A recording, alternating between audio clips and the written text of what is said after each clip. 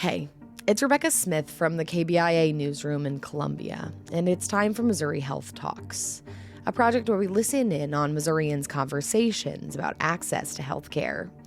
This month, we're focusing on the stories of those working to combat domestic and sexual violence in Missouri. The Safe House in Cape Girardeau provides safe shelter, case management, a 24-hour crisis hotline, and more for people experiencing domestic violence throughout southeast Missouri. Executive Director Kim Dixon recently sat down with shelter manager Robin Scott to talk about the barriers that often exist for their clients after they leave their abuser and are trying to restart their lives. Here's Kim. So whenever somebody leaves the situation and say they come into our shelter, we're talking about making sure that they're safe. Obviously, once they kind of get through that initial crisis moment where they're starting to feel okay, our case manager will start to meet with them, kind of help them identify the goals that they might have, things that they want to work on. They may have left all their medications behind, their personal identifying information, their IDs, their birth certificates, all that good stuff. We're going to start working on all of that. They may start getting a job, start saving, all those things. And we're going to work with them on their timeline, kind of figure out what they want to do and just kind of be there to walk alongside them. We are budgeting with them. We also have brought in banks to talk with them about how to budget because a lot of our clients don't even have bank accounts when they first come in here.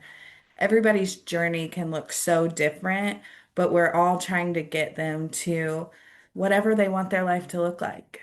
That's one of the first questions I ask them. What do you want your life to look like? And whatever it takes to get that person there, whatever it takes to connect them to area resources, we're going to do it. So, and then that's where the transition piece comes in that I get so passionate about.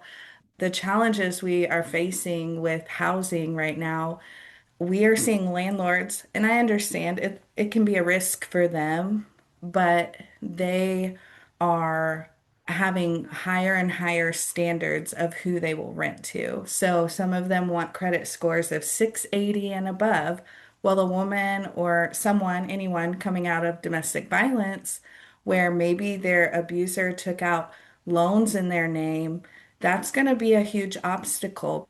We also have people who have felonies or violent offenses, drug offenses, and landlords have said, no, I will not rent to people with those charges. I will not rent to people unless they have income 3 times the amount of rent.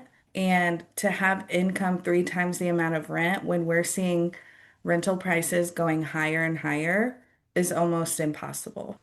What is happening is these rental companies who have safe, secure house and affordable housing, their requirements are unreachable for our clients. And so what then ends up happening is they are forced to rent from landlords who will rent to anyone, but they're going to rent it for an extremely high price.